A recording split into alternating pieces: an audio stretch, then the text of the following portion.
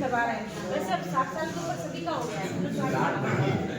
50-55 पत्रकार हैं। अलग से है। अच्छा। लेकिन मैं कह रही हूँ अब जनरल भी 60 साल से 60 ऊपर सभी का हाँ, हो वो भी गया है। है। तो जो लोग का 60 साल से ऊपर बनता है वो लोग तो बनवाएंगे ना। मिर्जापुर में आज वरिष्ठ पत्रकार साहित्यकार सलिल पांडे के नेतृत्व में पत्रकारों के एक प्रतिनिधि मंडल द्वारा जिलाधिकारी प्रियंका निरंजन को पत्रकार हितों के ज्ञापन सौंपा गया। साहित्यकार सलिल पांडे ने बताया कि जनपद में पत्रकारिता के माध्यम से जनता एवं प्रशासन के बीच सेतु के रूप में कार्यरत पत्रकारों के लिए 5 मांगों को लेकर जिलाधिकारी को ज्ञापन दिया गया, जिसमें स्वास्थ्य एवं इलाज की दृष्टि से जिले में कैंप लगाकर समस्त पत्रकारों का आयुष्मान कार्ड बनाया जाए। समाचार संकलन हेतु किसी भी क्षेत्र में जाने पर पत्रकारों को टोल टैक्स से मुक्त किया जाए।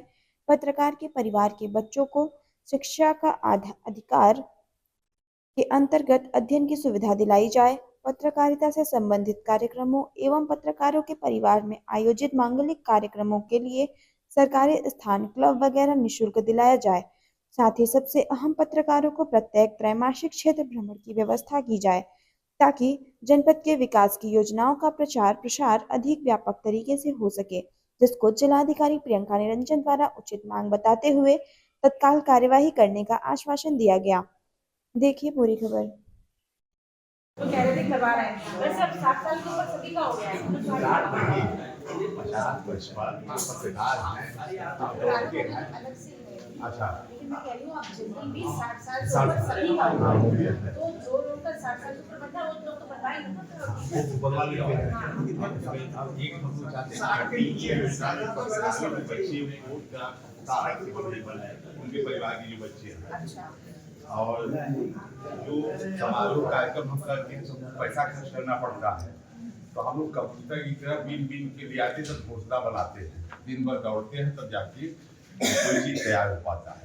तो असहाय है, अशक्त है, अकिंचन है, आपके बल पर सब कुछ करने में सक्षम है। और ये कोई नहीं बता रहा होगा 64वें नंबर की जिलाधिकारी है। 64 विद्या 64 कलाएं वेदों में है। 64वें नंबर की डीएम है। माँ के धाम में दर्शन करने वाली पहली आप डीएम है। अभी 64वें हो गया ना। सलिल पांडे और स्तंभ लेखन करता हूँ।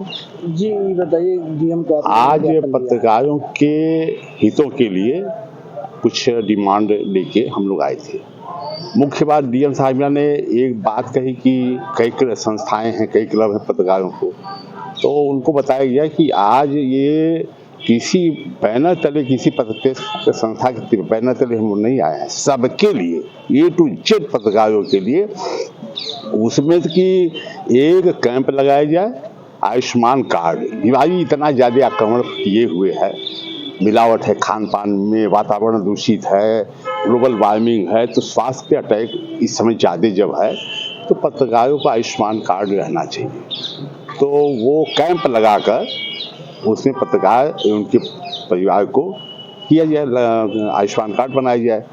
दूसरी डिमांड ये रखा गया उनके सामने कि पत्रकारों के बच्चों को RTE योजना, शिक्षा के अधिकार योजना में उनका अलग से कोटा बने, एक संख्या तय कर दिया जाए और उसके हिसाब से उनके बच्चों को उसमें अलग से उनको आवंटित किया जाए, विद्यालय पढ़ने की शिक्षा की व्यवस्था हो। तीसरे कि पत्रकार लोग जब कोई कार्यक्रम करते हैं तो कोई भी धर्मशाला या में हाल लेने जाते हैं, पैसा लगता है, तो जो गवर्नमेंट की संस्थाएं हैं वो स्थल हैं, जैसे सिटी क्लब है, तो वो निःशुल्क मिले और केवल इस पत्रकारिता के बैठकों के लिए नहीं, उनके घर कोई मांगलिक कार्यक्रम हो तो वो भी निःशुल्क दिया जाए। सिटी क्लब खास तौर से सिटी क्लब ही है, तो वो उनके घर के परिवार के शादी विवाह, उपनयन, जनेऊ, जो भी हो, सबके लिए निःशुल्क दिया जाए। इस पर डीएम साहिबा सहमत थी और साथ साथ पत्रकारिता में वह समाचार संकलन करने के लिए आते जाते में टोल टैक्स पड़ते हैं, तो उसमें जिला प्रशासन, जिला सूचना विभाग के द्वारा जो अधिकृत पत्रकार जिनके पास पास है, जिन्होंने प्रमाणित करके दिया है, ये मान्यता प्राप्त पत्रकार लखनऊ का है, उसके अलावा बहुत से लोग छूटे रहते हैं, तो जिला सूचना अधिकारी के हस्ताक्षर से टोल टैक्स के पास मौजूद हो, टोल टैक्स की छूट दी जाए।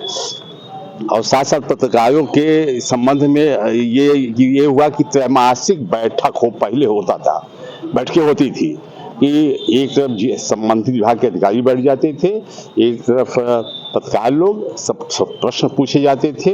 ये लुप्त है, उससे एक संदेश जाएगा जिले भर के विभागों में कि नहीं, ये प्रशासन पारदर्शी स्वरूप चाहता है। अगर किसी विभाग में चले जाइए, सब टालते हैं, बताने से पीछे हटते हैं, जनता जानना चाहती है।